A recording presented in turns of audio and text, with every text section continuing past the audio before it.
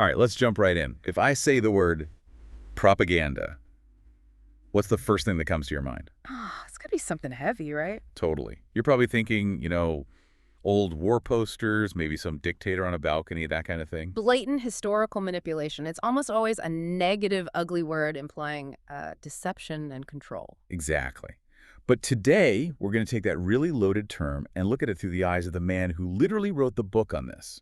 Edward Bernays, the father of modern public relations. And what's so fascinating is his premise, because he didn't see propaganda as this dirty trick. Not at all. He saw it as a powerful, even necessary social tool, a core function of a modern society, really, meant to spread important ideas and, in his own words, inspire positive change. And that reframing is the whole key to this deep dive. We're exploring the blueprint of modern influence, drawn from Bernays' own writings. Our mission here is to give you a kind of shortcut to understanding the hidden mechanics that shape the world around you. Specifically, we're focusing on his most famous and, let's be honest, most unsettling concept: the invisible government. Think of it this way. He wasn't describing something that breaks democracy. He was describing the infrastructure he thought was necessary for a complex modern democracy to even function. And our goal is to really get a grip on his sophisticated and often controversial view of how the levers of power are actually pulled. So let's start at the beginning. Why did he think this level of influence was even necessary?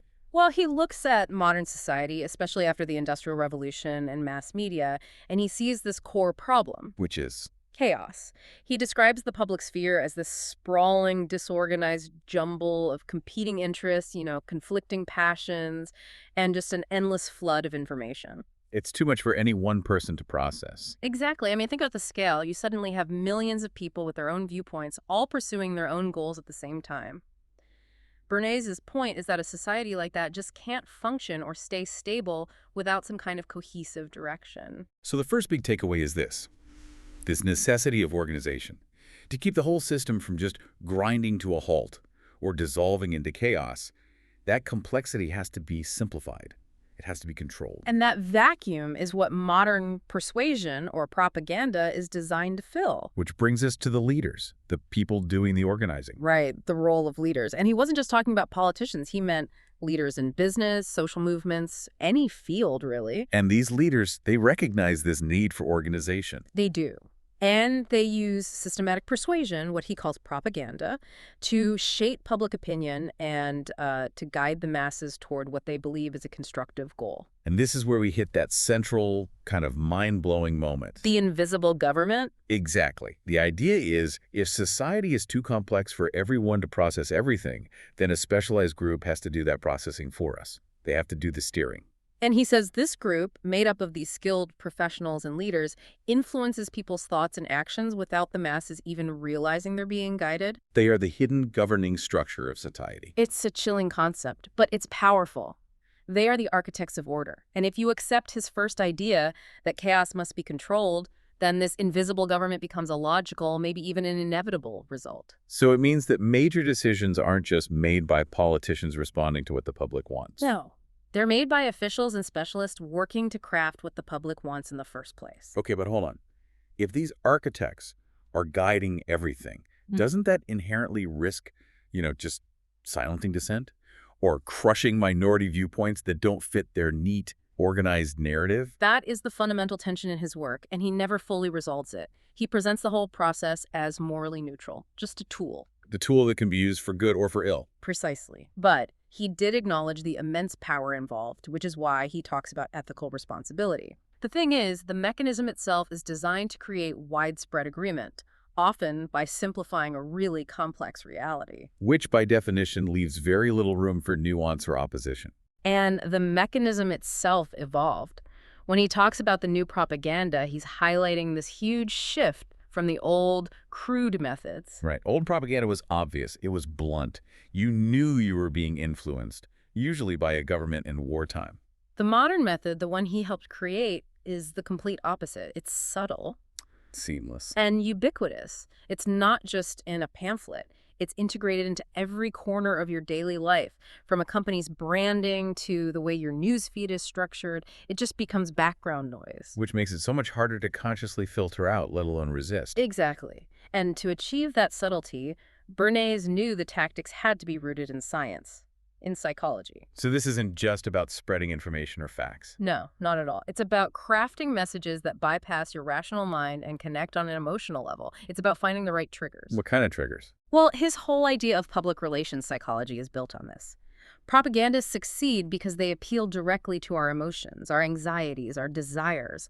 Things like the desire for social status, the fear of being left out, or our sense of group identity. So they're exploiting these deep-seated psychological triggers to guide public opinion where they want it to go. And they get there not by ordering you to think something, but by manipulating your perception. They do it by framing issues in very specific ways. Controlling the narrative. Perfectly put. By controlling what facts are presented and, crucially, how they're presented, these influence architects shape how you interpret information. The goal is to make their conclusion feel like it was your own logical idea all along. So who are these people? Who is this invisible government? Bernays calls them the new propagandists, or persuasion specialists. They're the trained professionals in marketing, in PR, in psychology, who use these sophisticated, often data-driven methods to craft these messages. And he gives them a huge role in society. A massive one. He argues they play this crucial, constructive role in how a democracy functions. By shaping opinion, by creating these cohesive narratives, they help guide the decisions of the masses. He saw them as essential interpreters for the public. That is an incredible amount of power, and it's all happening outside the formal structures of government. That naturally brings up the question of ethics. Absolutely. Bernays was very clear on this. Since these specialists have the power to literally define reality for millions of people, they must use that power wisely and with a strict sense of ethical responsibility. Because if they don't, the whole system could turn malicious. And the problem is, these techniques are applied everywhere. It's not just a political theory. It's in commerce, it's in culture, it's in social movements. Right, he emphasizes that. It's the basic infrastructure of modern life. Let's look at business, for example. In Business and the Public, he details how companies influence us way beyond just selling a product. They invest huge amounts of money in shaping brand perception. That intangible feeling you have about a company. Exactly, that emotional connection. Because that impacts your behavior far more than price or quality alone. Think about a company sponsoring a charity or a big cultural event. That's not a sales tactic. It's a propaganda tactic. They're positioning themselves as a good corporate citizen, shifting the focus away from just making a profit. It's consumer manipulation using catchy slogans and aspirational imagery. You're not buying a thing, you're buying an identity. He also brings up corporate responsibility here, suggesting that businesses have to balance their duty to shareholders with their duty to the public. He does. He implies that if you're going to wield this much influence, you have to do it ethically. And then, of course, there's the political stage. In propaganda and political leadership, these techniques are just fundamental to how power works. Politicians don't just wait for public opinion. They use communications specialists to build support for their programs, to persuade voters, and ultimately to maintain power by controlling the narrative. So political success becomes less about governing and more about expert storytelling, making the public want the policy the leader was going to implement anyway. Precisely. But this influence goes so far beyond the boardroom and the ballot box. It gets into social and educational spheres. Like in women's activities and propaganda. Right. He recognized that these techniques are used to reinforce social norms. Propaganda often perpetuates stereotypes and expectations, casting women as homemakers or as certain types of consumers or activists. And the advertising was so heavily targeted at women because they were seen as the primary household decision makers. The messages appeal directly to fears and aspirations. But here's that duality again. Bernays also notes that the same tool can be used for empowerment and activism. If you can persuade women to buy a certain brand of soap, you can persuade them to advocate for a political cause. The tool itself is neutral. And that extends deep into education. He talks about curriculum influence, how propaganda shapes what we're taught and how it's presented. Highlighting textbook bias. Educational materials are never neutral. Never. They're created by people whose work reflects the values and biases of their time and of the prevailing power structures. By shaping what facts are included and emphasized, textbooks guide the next generation into that pre-established narrative. So the very information that's supposed to enlighten us is itself a product of this organized influence. And you see it in social services too. The tactics are crucial for awareness and advocacy. Think about public health campaigns. Right? They mobilize support by highlighting a problem with emotionally resonant stories.